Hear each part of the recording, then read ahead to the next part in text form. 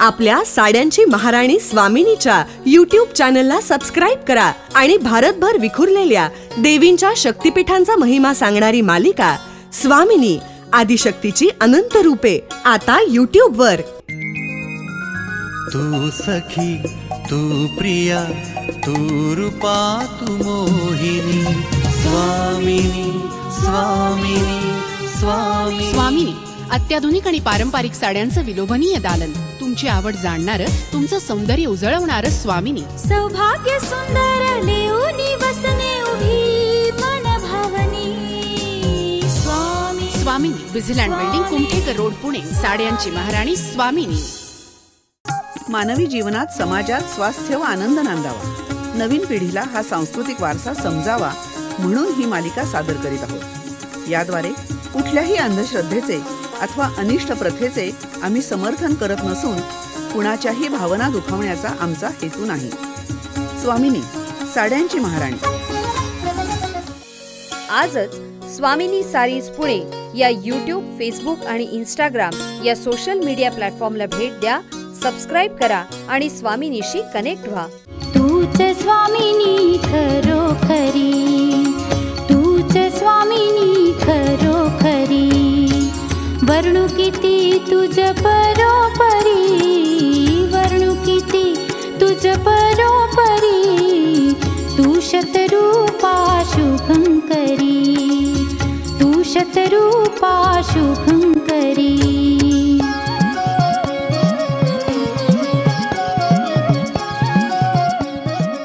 आले बघा, गुरुजी आले. या इकडे बसूया आपण. या या, मी हे घेऊन आलोय. अगं बाई, हे काय ते? श्री मनसा देवी महात्म्य. शास्त्रवचन आणि प्रत्यक्ष अनुभव दोन्ही बरोबर असावं. देवी भागवत आणलं आहे. तर मनसा देवी, देवीचं अगदी वेगळं रूप आहे हे. मनसा ही नागराज आस्तिकाची आई. आस्तिकाची कथा माहिती आहे का तुम्हाला? नाही बाई, मला नाही माहिती. मलाही नाही. तर मग मनसा देवीची महात्म्य कथा सगळीच सांगायला हवी तुम्हाला. या देवीची कहाणी बंगालमध्ये मनसा मंगल म्हणून प्रसिद्ध आहे आणि बिहारमध्ये तिला विषहरी म्हणतात. कोणे एकेकाळी या पृथ्वीवर नागसर्पांचं भय फार वाढलं. नाग फार बलिष्ठ होते आणि सर्वांना त्यांची पीडा होऊ लागली. सर्पदंशानं भराभरा माणसं मरू लागली. तेव्हा घाबरलेले लोक एकत्र आले आणि प्रजापती कश्यपाला शरण गेले. पण कश्यप तरी काय करणार? हो ना, अगदी बरोबर. ते तरी काय करणार होते? त्यांनाही काही उपाय सुचेना. शेवटी ते उठले आणि ब्रह्मदेवाला शरण गेले. मानव जातीचं दुःख त्यांनी ब्रह्मदेवाच्या कानावर घातलं. ब्रह्मदेव म्हणाले, कश्यपा, आता उपायाचा विचार तूच करायचा आहेस. मी फक्त तुला काही मंत्र बीज देतो. मंत्राचं सामर्थ्य फार मोठं होतं नाही त्या काळी? हो ना. त्या मंत्रामागे मंत्र जपणाऱ्या माणसाचं सगळं सामर्थ्य, तपाचं, सत्कर्माचं सामर्थ्य, चारित्र्याचं, नीतीचं सामर्थ्य उभं असायचं. म्हणून मंत्राला शक्ती मिळत असे. कश्यपांना तशी शक्ती मिळाली आणि त्यांनी त्या शक्तीतून मंत्राची देवताही निर्माण केली. तिचं नाव मनसा. मनापासून निर्माण केली म्हणून की काय? हा, तसंच म्हटलं पाहिजे. कश्यपांनी मनानं निर्माण केली ती मनसा देवी. ती जन्माला आली आणि कैलासावर जाऊन तपाला बसली. देवीच तपश्चर्या करायला लागली का?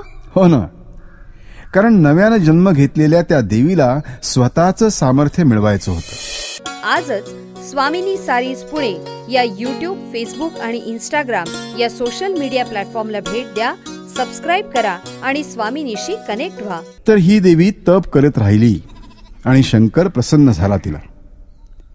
त्यानं मनसा देवीला सामवेद शिकवला. तिला जे हवं ते ती घडवू शकेल असा एक मंत्र दिला आणि महाज्ञान दिलं.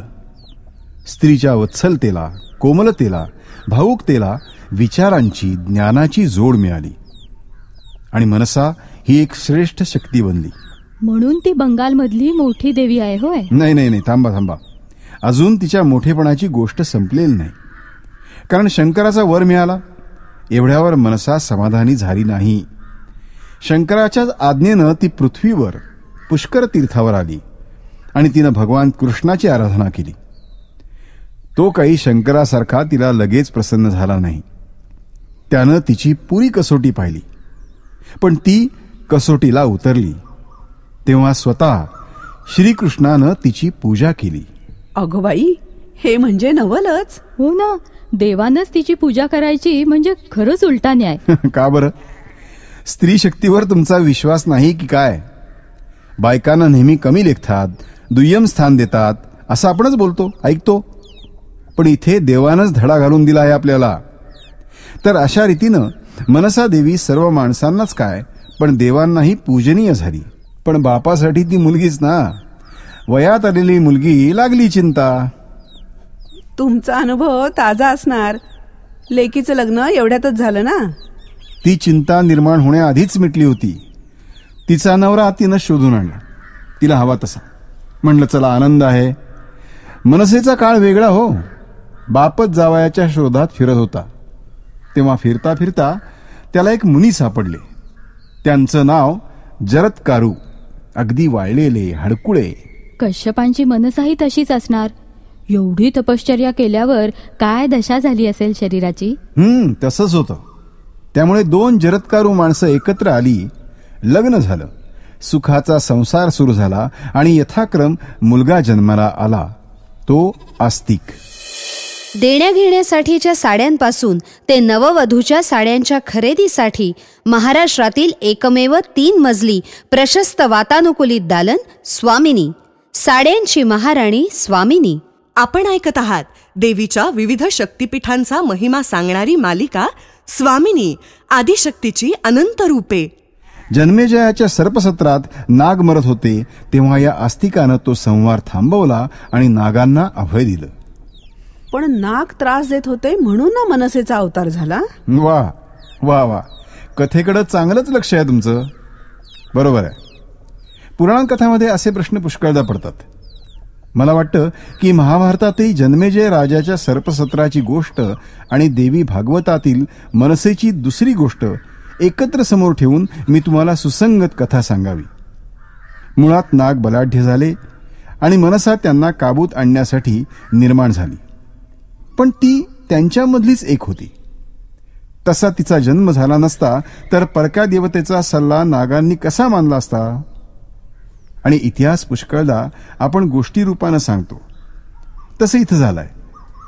मनसा ही गोष्टीत कश्यपाची मुलगी आहे, पण वासुकी नागाची बहीण आहे, म्हणजे नागकुलातलीच आहे.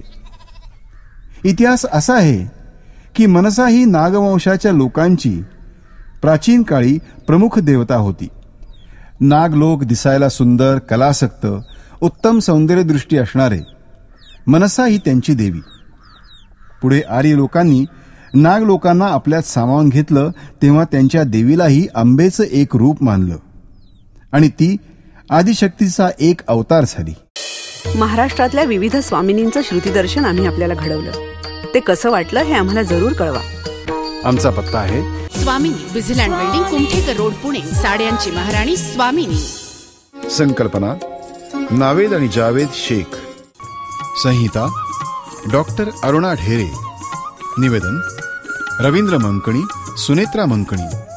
पार्श्वसंगीत चैतन्य अडकर. निर्मिती रोहन्स आय. निर्मिती व्यवस्था शेखर काळे. ध्वनी व्हायब्रेनिया द स्टुडिओ. आपल्या साड्यांची महाराणी स्वामिनीच्या YouTube चॅनलला सबस्क्राईब करा आणि भारतभर विखुरलेल्या देवींच्या शक्तिपीठांचा महिमा सांगणारी मालिका स्वामिनी, आदिशक्तीची अनंत रूपे आता YouTube वर.